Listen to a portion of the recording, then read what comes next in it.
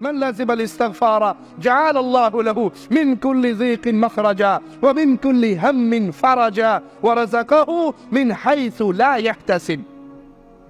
اس حدیث کو اللہ کے لیے سمجھیے.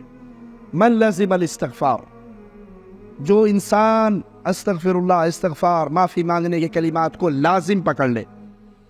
من لازم الاستغفار، استغفار کو اپنے اوپر لازم پکڑ لے. جب بھی دیکھو فارغ ہے اس کی زبان پہ استغفر اللہ، استغفر اللہ العظیم الذی لا الہ الا هو الحی القیوم واتوب الیہ، استغفر اللہ رب اغفر لی رب اغفر. اس کی زبان پہ استغفر اللہ جاری ہے. نتیجہ کیا نکلے گا؟ کون فرما رہے ہیں؟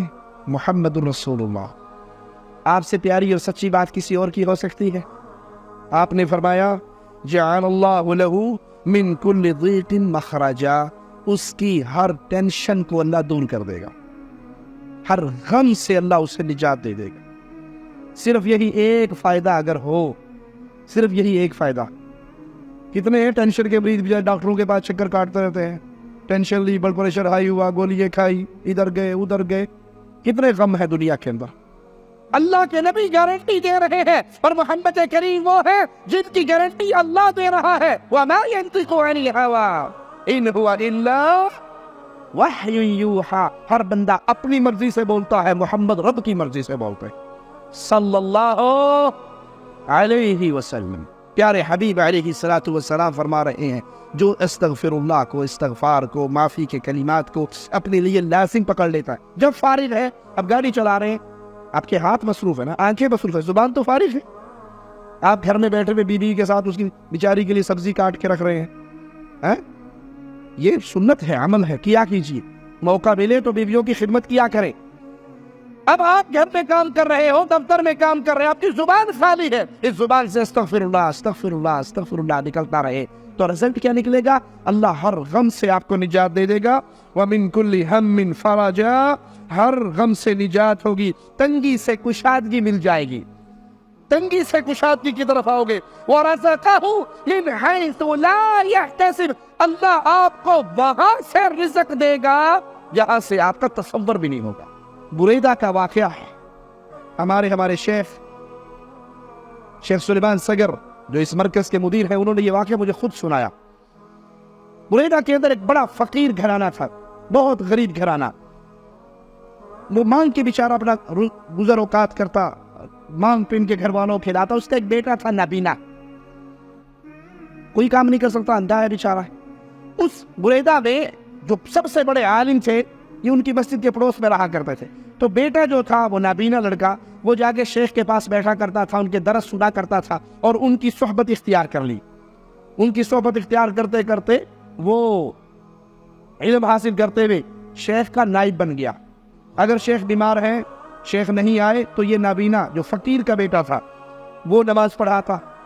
لوگ اس سے سوال جواب کرنے لگ گئے، ہوتے ہوتے وہ شیخ کا سیکرٹری بن گیا. اتنا علم حاصل کر لیا کہ شیخ نہ ہو تو یہ نابینا جو ہے یہ بستی کا شیخ ہے.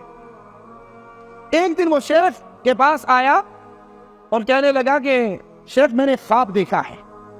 کہا کیا خواب دیکھا؟ میں صحرا میں ہوں، صحرا کے اندر اچانک آسمان سے خیمہ اترتا ہے جس کے اندر ٹھنڈی ہوا ہے، سکون ہے، اور میں تپتے ہوئے صحرا میں تھا. وہ خیمہ آیا اور میرے اوپر آ کے گر گیا، آسمان سے آیا میرے اوپر سیدھا، اور میں اس خیمے کے اندر آ گیا.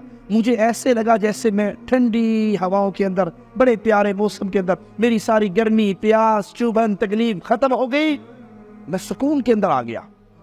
تو وہ شیخ اس نابینے لڑکے سے کہنے لگے جو فقیر کا بیٹا ہے، خود بھی فقیر ہے، کہنے لگے آج تو نے کہیں رات کو اللہ کے سامنے گڑ گڑا کر کوئی دعائیں تو نہیں کی؟ اللہ کا دروازہ تو نہیں کھٹکھٹایا؟ کہا کھٹکھٹایا نہیں، بڑی زور سے بجایا ہے، بہت رویا ہوں اللہ کے سامنے کہ میرے حال پہ بھی رحم کر دے، مجھے بھی کچھ عطا کر دے. میں فقیر ہوں، باپ مانگ کے لاتا ہے تو کہتا ہوں ٹھیک ہے، اللہ کریم ہے، خزانوں کا مالک ہے، مجھے بھی دے دے. کہا پھر اس خواب کی تعبیر سن لے، مبارک ہو. اس خواب کی تعبیر یہ ہے تو بریدہ میں سب سے عالی نسب، حسب، امیر کبیر خاندان میں رشتہ مانگنے اگر جائے گا تو انکار نہیں ہوگا. اس نے کہا اچھا. آیا گھر میں، کہتا ابا جان شادی کرنی ہے. کہتا پاگل ہو گیا، پہلے تجھے مانگ کر کھلاتا ہوں پھر تیری بیوی کو بھی مانگ کر کھلاؤں گا. تجھے دے گا کون یہ تو سوچ، دے گا کون، پاگل نہ ہو۔ اس نے کہا ابا جان آپ اس کو چھوڑو، میرے ساتھ چلو، کسی گھر میں جانا ہے۔ کہا بیٹا جوتے کھانے کے لیے اکیلا جا، مجھے ضرورت نہیں ہے تیرے ساتھ چل کے جانے کی، سب کو پتا ہے تو میرا بیٹا ہے، میں فقیر، تجھے کون دے گا؟ وہ نابینا لاٹھی ٹیکتا ہوا خود بریدہ کے سب سے بڑے اس وقت کا جو شریفوں کا خاندان، امیر کبیر خاندان، اس گھر میں پہنچا، دروازہ بجایا۔ وہ اس گھر کا بڑا وہ خود باہر نکلا، اس نے دیکھا کہ شیخ کا شاگرد جو نائب شیخ ہے وہ آیا وہاں۔ کہا آپ سے ایک کام ہے۔ کہا کیا کام ہے؟ آئیے مجلس کھولتا ہوں، بیٹھیے، بات کرتے ہیں بیٹھ کے۔ کہا میں آپ کے گھر میں آیا ہوں آپ سے آپ کی بیٹی کا نکاح مانگنے کے لیے۔ اس کے منہ پہ ایسے جیسے تالا لگ گیا۔ اس نے کہا شیخ مجھے اعتراض نہیں ہے، لیکن میں اجازت ہو تو بیٹی سے پوچھ لوں؟ کہا پوچھ لیجئے۔ یہ اٹھا اور اندر چلا گیا، اور وہ لینڈ لارڈ کی بیٹی، امیر کبیر آدمی کی بیٹی، اس نے کہا بیٹی ایک رشتہ آیا ہے تیرے لیے، اور پتہ ہے وہ کون ہے؟ وہ فلاں شیخ جو ہے نا، وہ اس کا شاگرد نابینا فقیر کا بیٹا، وہ آیا ہے۔ تو اللہ کی طرف سے ایسی خاموشی طاری ہوئی لڑکی پر بھی اور لڑکی کی ماں پر بھی، کہ اس کے منہ سے ایک ہی جملہ نکلا کہ آپ میرے والد ہیں، آپ جو میرے لیے بہتر سمجھے وہ کر دیجئے۔ اس نے کہا بیٹی میں کچھ نہیں کرتا، میں آپ کے سامنے صورتحال واضح کرتا ہوں۔ اگر آپ کو وہ چاہیے جو دنیا میں دنیا والوں کے پاس ہے تو اس رشتے کا انکار کر دو، اور اگر آپ کو وہ چاہیے جو اللہ کے پاس ہے تو اس شیخ کو گھر سے خالی نہ لوٹانا۔ وہ بیٹی کہنے لگی نہیں ابو مجھے وہ چاہیے جو اللہ کے پاس۔ کہا تجھے مبارک ہو۔